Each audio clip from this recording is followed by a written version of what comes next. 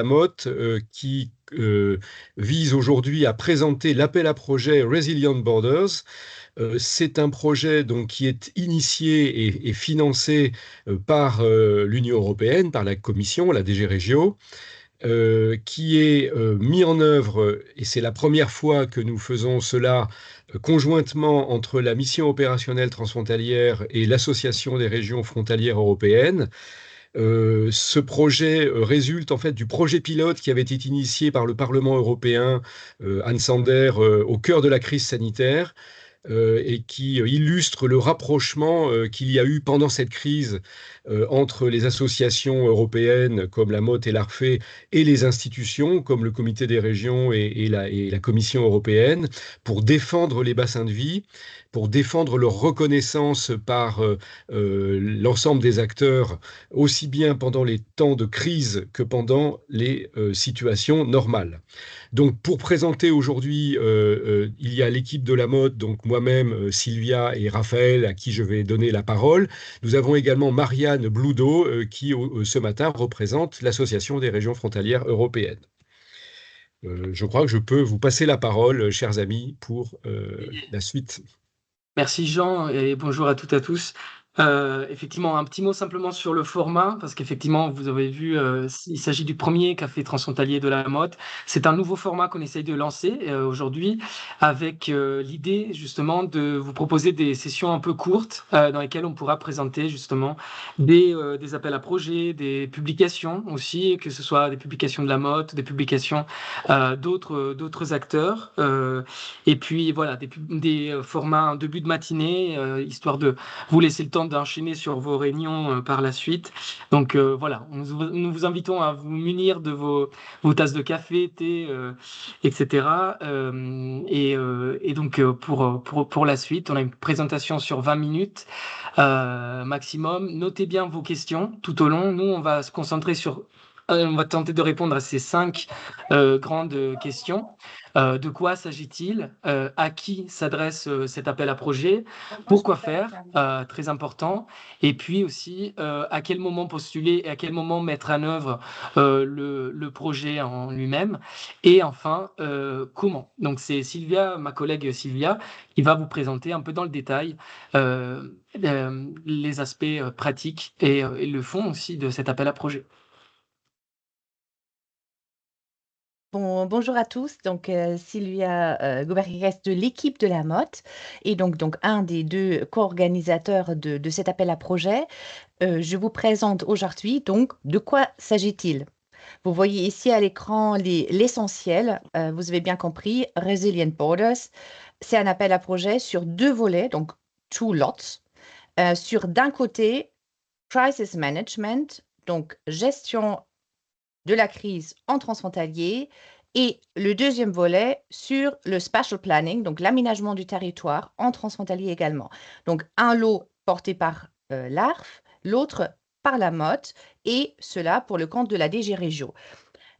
Dans ce cadre de l'appel à projet, l'idée est que suite à vos candidatures, nous allons choisir via des experts 2 sites pilotes pour chacun de ces 2 lots, donc 10 sites pour gestion de la crise et 10 sites pour aménagement du territoire, et pour un budget par site de 40 000 €.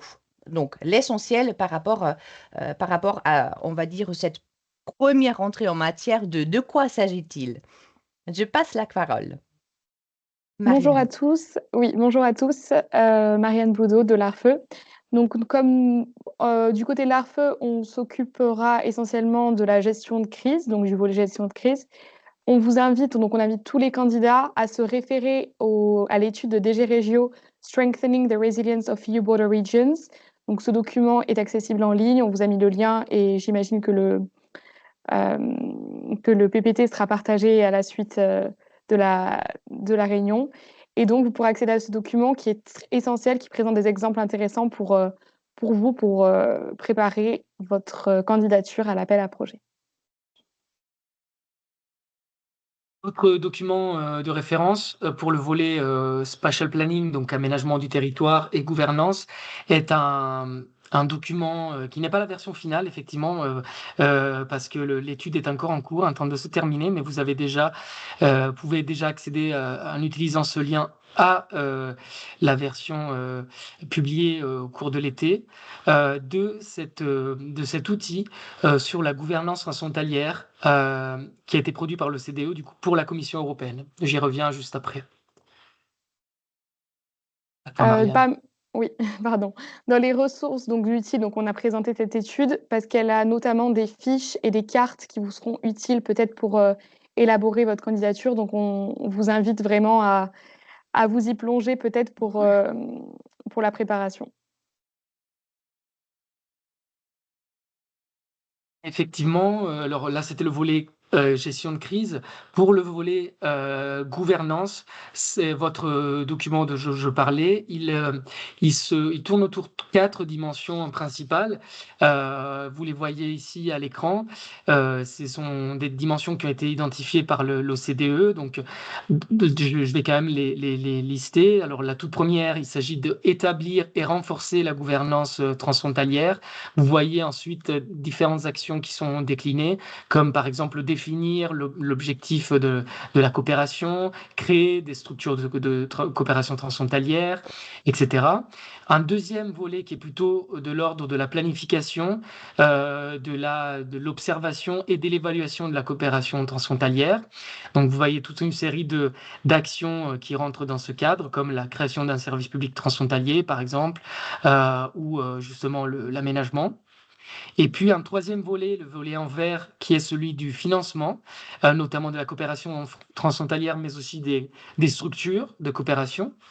Et puis le quatrième tourne plutôt autour de la promotion, donc la visibilité de la coopération et du soutien politique durable à la coopération. Et donc, vous trouvez dans ce document toute une série d'actions et de considérations, en quelque sorte, qui déclinent un peu ces objectifs avec une sorte de checklist. Vous pouvez un peu checker, vous pouvez faire l'exercice vous-même sur votre territoire, voir un peu si, par exemple, il existe déjà un mapping, une cartographie des acteurs actifs dans la coopération transfrontalière ou alors des initiatives. Voilà, vous avez toute une série de lignes qui vous permettent un peu de vérifier l'état de la coopération sur votre territoire.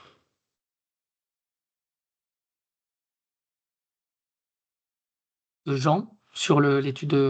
Oui, tout à fait. Donc, en complément de ces deux grandes études de l'OCDE et de l'étude sur les risques, nous voulions aussi rappeler que la MOT avait effectué pour la Commission un débrief de la crise de fermeture des frontières pendant la crise sanitaire, étude d'ailleurs financée également dans le cadre du projet pilote du Parlement.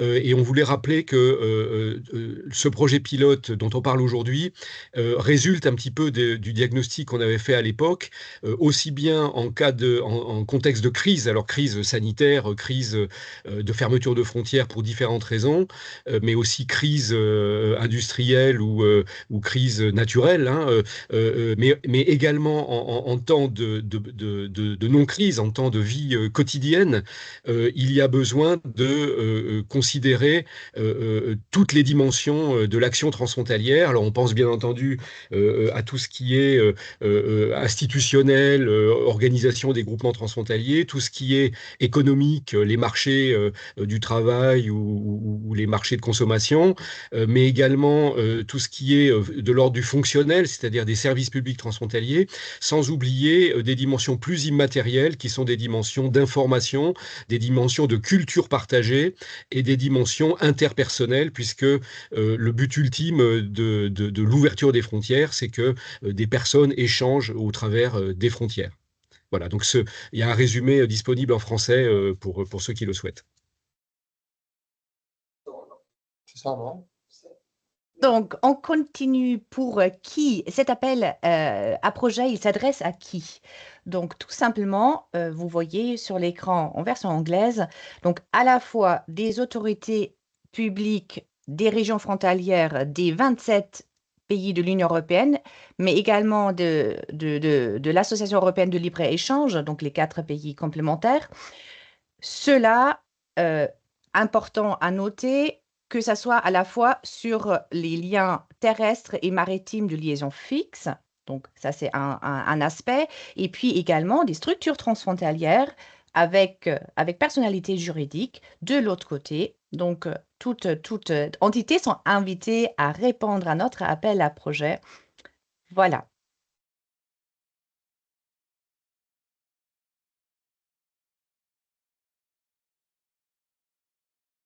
Et pourquoi faire? J'invite donc maintenant, on va vous présenter un petit peu davantage les deux lots. Donc, d'un côté, comme vous avez bien compris, la gestion de la crise et de l'autre, l'aménagement du territoire. Donc, on commence par le lot 1. Donc, vous avez toujours sur l'ensemble des documents un code couleur. Ça sera plutôt rouge pour les aspects de gestion de la crise, pour vous faciliter la lecture également, si vous êtes davantage intéressé par cet aspect ou par l'autre, et plutôt bleu pour aménagement du territoire. Donc, je repasse la parole à l'ARF qui suivra donc le lot 1 sur la gestion de la crise. Donc sur la gestion de la crise, merci Sylvia. Sur la gestion de la crise, comme on l'a dit, donc s'appuyer sur l'étude de DG Régio est important. Ils ont présenté un catalogue d'outils dans cette étude qui comporte des étapes administratives et opérationnelles pour la mise en place d'un plan de gestion de crise transfrontalière. Par exemple, ce qui peut faire partie des étapes importantes, c'est établir un groupe de travail, établir une planification d'urgence, soutenir le développement de la création d'infrastructures résistantes au changement climatique ou encore encourager la gestion conjointe de ressources naturelles et d'écosystèmes qui sont en commun des deux côtés de la frontière. Donc, ce sont des exemples donnés. Et également la mise en place d'accords pour encadrer ces enjeux-là, gérer, encadrer donc, et protéger les ressources et les zones en commun, par exemple. Et ce que l'on attend d'un plan de crise que vous devriez définir dans la candidature, c'est essayer d'avoir un plan qui définit qui est responsable en cas de crise, qui est responsable et de quoi surtout. Définir également un processus décisionnel clair pour l'ensemble du territoire transfrontalier. Donc, c'est l'idée d'une chaîne de commandement, savoir qui est réellement l'autorité pour débloquer une situation, par exemple. Également, identifier les stratégies de communication afin de coordonner aussi avec les équipes impliquées sur la gestion de la crise. Et développer enfin des protocoles de communication pendant la crise pour s'assurer d'une bonne dissémination de l'information auprès des différentes parties et de la population. Donc ça, c'est des éléments donc ce qui est listé en bullet point sur les 4 derniers points, c'est vraiment des éléments à mettre en avant dans la candidature pour essayer de montrer que le plan de gestion de crise peut porter ses fruits et délivrer l'information requise auprès des partenaires sur le terrain. Merci Marianne. Alors effectivement pour le lot numéro 2, donc sur l'aménagement du territoire, les actions pouvant être soutenues, alors vous aurez bien compris que finalement cela va bien au-delà de la simple planification territoriale, on est aussi sur des actions de gouvernance, constituer, établir une structure de coopération transfrontalière, améliorer, renforcer la gouvernance entre acteurs impliqués dans la coopération, élaborer des documents de planification ou en tout cas intégrer une dimension transfrontalière dans ces derniers, le partage d'informations aussi, et puis imaginer aussi la création d'un service public transfrontalier. Bien évidemment, le COL ne va pas financer le fonctionnement du service public, mais plutôt une étude de faisabilité notamment. Ensuite, il y a des questions d'observation et d'évaluation de la coopération. Il y a aussi la possibilité d'identifier des financements pour soutenir la coopération, c'est-à-dire comment, dans une structure de coopération, par exemple, financer les ressources humaines, comment financer certaines actions en particulier, comment créer un système de cotisation à l'échelle d'une structure de coopération. Tout ça, ce sont des actions parfaitement éligibles. Et ensuite, comment développer un engagement politique durable pour la coopération. Et enfin, comme je le disais tout à l'heure, aussi donner de la visibilité et promouvoir la région transfrontalière auprès des habitants, auprès des visiteurs et des investisseurs. À toi, Sylvia. Donc, merci beaucoup. Donc, when? Donc, maintenant, on parle de quand, des dates clés, on va dire, de cet appel à projet. Vous les voyez à l'écran. Donc, il a été ouvert début octobre et l'appel à projet, il sera ouvert jusqu'à la fin du mois de novembre. Donc, vous avez encore le mois à venir pour répondre à cet appel. On vous invite tous, n'hésitez pas de le partager autour de vous. La sélection des candidatures aura lieu durant le mois de décembre et au courant de janvier par un comité d'experts qui sera dédié pour chacun des lots. Puis, finalement, donc, le projet en tant que tel, il portera sur 8 mois de février à septembre 2025. Donc, c'est la période de mise en œuvre des projets. Donc, par Donc, je rapport au précise calendrier simplement que, général. effectivement, excuse-moi, pardon Sylvia, le jury d'experts, effectivement, est un jury indépendant qui est choisi, qui sera sélectionné par la Commission européenne. Donc voilà, la MOT et l'ARFE n'ont pas leur mot à dire sur vos candidatures, par exemple. Et donc, ouais, tu avais terminé? Oui, voilà. Donc, ça, c'est par rapport aux dates à retenir. Et pour terminer, comment organiser ou comment vous pouvez répondre, où est-ce que vous pouvez trouver l'ensemble des informations. Donc, il y a un site web dédié, Resilient Borders. Vous le voyez, peut-être vous l'avez déjà visité, vous avez déjà jeté un coup d'œil. Donc, sur ce site, vous allez trouver un certain nombre d'éléments, notamment l'ensemble des documents en lien avec cet appel à projet. Vous avez sur la page Call for Proposals à la fois donc les dates clés comme vous voyez, mais surtout que vous voyez en petit, en jaune et bleu, vous allez voir le document du Call for Proposals, le document principal qui vous donne le contexte, et vous auriez également un certain nombre de modèles. Donc là, vous voyez le Call for Proposals, également dans le code couleur rouge et bleu, et un certain nombre de templates de modèles par la suite qui vous faciliteront la réponse que vous pourriez ensuite télécharger. Le calendrier, vous voyez à l'écran. Vous aurez également un modèle pour le budget à soumettre par la suite. Et l'ensemble pourra être select files via le formulaire d'application, donc de la candidature, pour être mis, vous voyez, donc sur le formulaire en ligne. Donc l'ensemble sera soumis en ligne. Vous aurez néanmoins la possibilité de regarder les différentes questions, le cadrage de nombre de mots, etc. en amont. Donc ces éléments-ci, vous pourriez le voir en amont avant de répondre à cet appel à projet. Donc, vous auriez également un document, vous le voyez à l'écran, de Partner Declaration. Ceci est important pour toute candidature qui ne sont pas des structures transfrontalières en tant que telles, qui couvrent déjà de part et d'autre de la frontière. Parce que pour nous, dans cet appel à projet, ce qui nous est important est que ça soit une approche conjointe et que le partenaire, à ce moment-là, dit ou déclare via cette application form que c'est jointement réfléchi ou porté pour réaliser les actions pilotes. Donc, par rapport aux documents proprement dits qui sont sur le site. Donc, également, vous voyez, donc, sur la candidature, elle est à réaliser en anglais. Vous auriez mis à disposition par la Commission européenne, vous connaissez certainement le tool qui s'appelle e-translation. Vous voyez le lien à l'écran. Vous trouverez également donc c'était une question tout à l'heure dans le chat, vous allez trouver donc le PowerPoint en ligne sur nos deux sites. Comme ça, vous pourrez toujours faire référence aux documents, aux liens, mais de toute façon, ces éléments sont tous disponibles sur le site dédié. Donc, je repasse la parole sur l'autre aspect.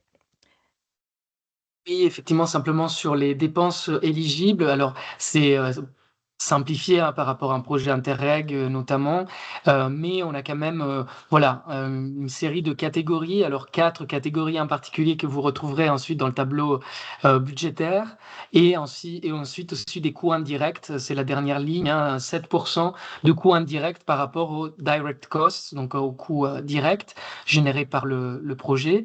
Donc le premier est tout simplement le fait d'avoir une prestation, notamment via un marché public ou pas, effectivement, de service pour élaborer, par exemple, une étude de faisabilité. Voilà, donc vous appuyez sur une expertise extérieure.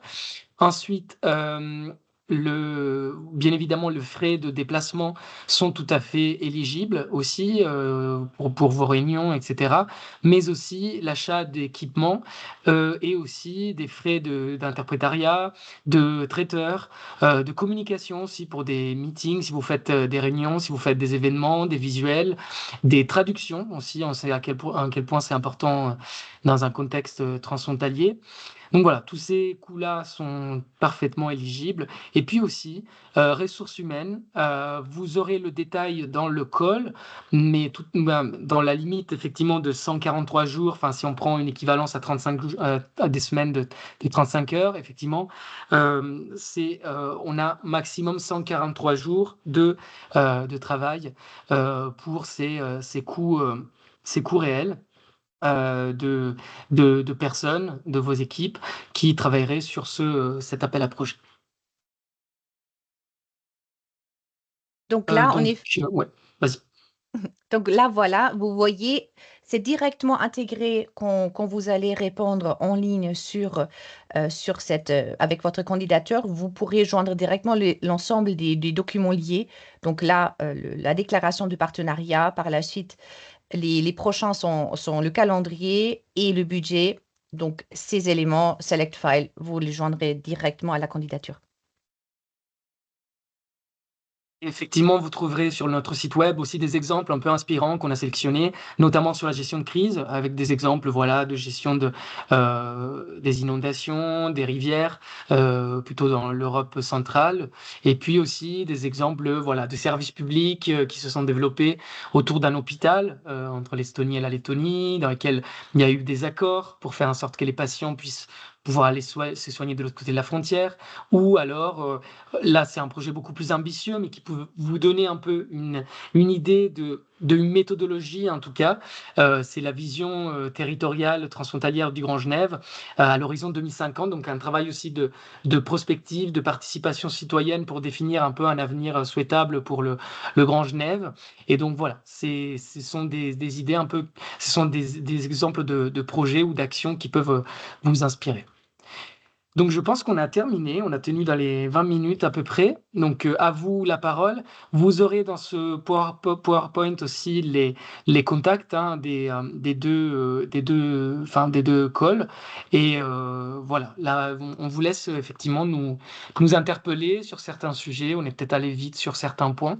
Mais j'arrête le partage et puis je pourrai revenir sur certaines slides si nécessaire.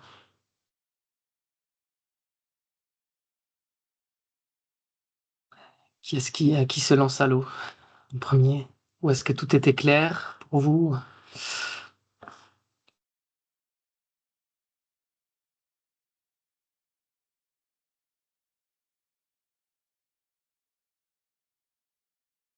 Est-ce qu'il y en a qui ont déjà qui sont déjà en train de travailler sur une candidature? Ou est-ce que vous avez des questions? Moi, j'ai une question. Ouais. Oui. Du coup, Elfie Gaudry, Métropole de Nice. Si on veut impliquer Monaco dans nos partenaires, est-ce que c'est possible? Alors, c'est une discussion qu'on a eue, effectivement. On a fait remonter tous ces sujets-là, notamment des frontières maritimes, de l'Andorre, de Monaco. Il y a eu aussi la question du Royaume-Uni à un certain moment. Alors, disons que la Commission européenne est prête à traiter éventuellement au cas par cas ces sujets. Pour l'instant, ce sont plutôt les pays EFTA qui sont éligibles. Néanmoins, si vous souhaitez impliquer Monaco, il vous est possible, en tout cas, d'imaginer une candidature plutôt franco-italienne, donc de deux Mhm. pays éligibles, tout en imaginant que Monaco soit aussi impliqué en tant que partenaire. De toute façon, la gestion du budget le budget sera attribué uniquement au lead partner. Donc, si c'est la métropole de Nice qui candidate, les 40 000 euros sont attribués à la métropole de Nice qui décide elle-même comment ensuite financer telle ou telle, Merci. telle action. Ouais.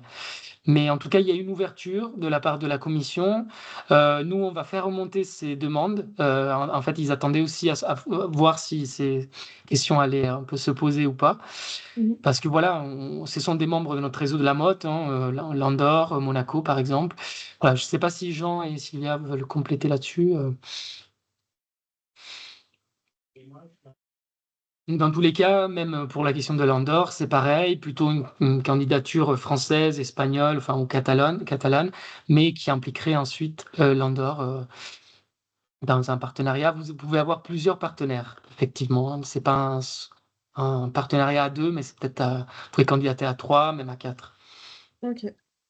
En effet, c'est ça qui nous a été dit par la Commission européenne, que ça sera au cas par cas. C'est le cas échéant sur notamment Monaco et Andorre. Ok. En particulier, Super. parce que pour le Royaume-Uni, par contre, c'est beaucoup plus compliqué, effectivement, de les impliquer. Mhm. Donc, effectivement, je vois des questions de Vanessa aussi. Nous, effectivement, on est tout à fait à votre disposition d'ici le 30 novembre pour vous accompagner, répondre à vos questions dans le montage. Bien évidemment, on ne va pas rédiger le projet à votre place, mais voilà, on est à disposition. L'adresse Spatial Planning, qu'on vous laissera dans le PowerPoint. Je vais aussi mettre peut-être dans le chat aussi le... Voilà, merci. Et, et la deuxième question... je ne sais pas si tu veux répondre, Sylvia. Est-ce qu'il y a un équilibre financier à respecter entre les partenaires? J'ai répondu dans le chat.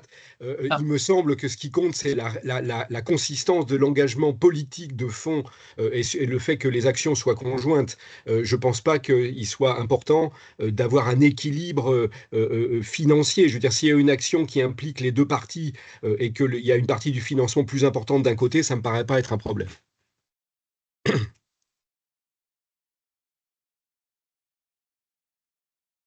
oui, tout à fait. Alors, on mettra en ligne à la fois sur notre site, mais aussi, je pense, sur le site resilientborders.eu.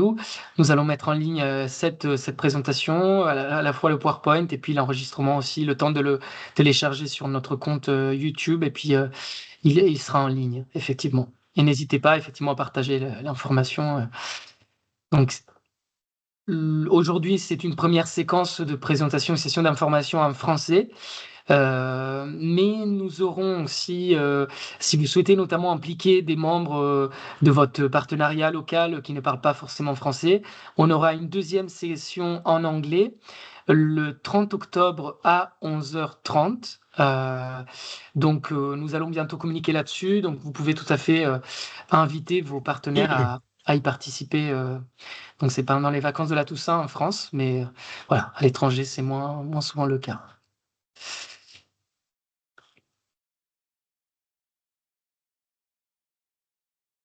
Vous avez des questions sur le fond, sur le type d'action pouvant être soutenu, où on a été clair.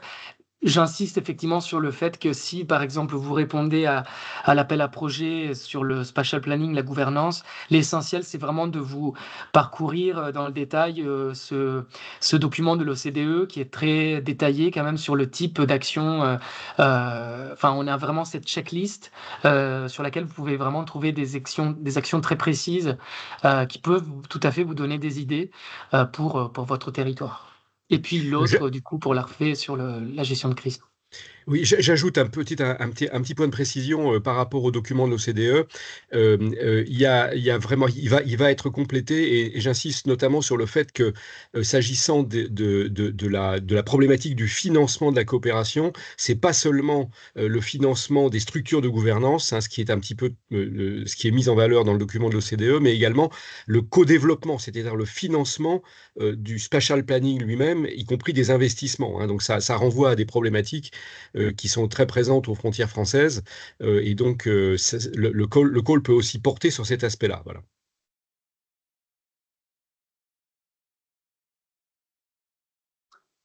Bien. D'autres questions?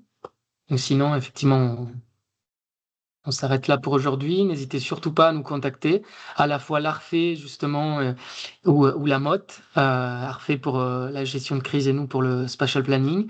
Donc on reste à votre disposition et puis comme je le disais, vous avez aussi cette possibilité le 30 octobre de vous connecter à 11h30 ou en tout cas d'inviter vos partenaires à le faire. Ce sera une session plutôt européenne, donc plus large. Euh, voilà, donc nous savons que les deadlines sont assez courtes.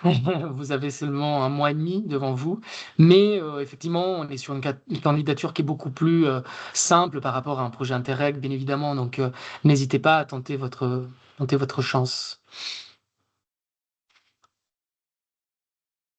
Voilà, donc on peut effectivement s'arrêter là. Merci beaucoup de votre participation et puis on se retrouvera à une prochaine édition des Cafés Transfrontaliers. Comme vous voyez, on reste dans un format très court. Et puis voilà, à bientôt et bonne journée. Bonne Merci journée à beaucoup à vous. tous d'avoir participé. Au Au revoir. revoir, bonne journée. Au revoir, bonne journée.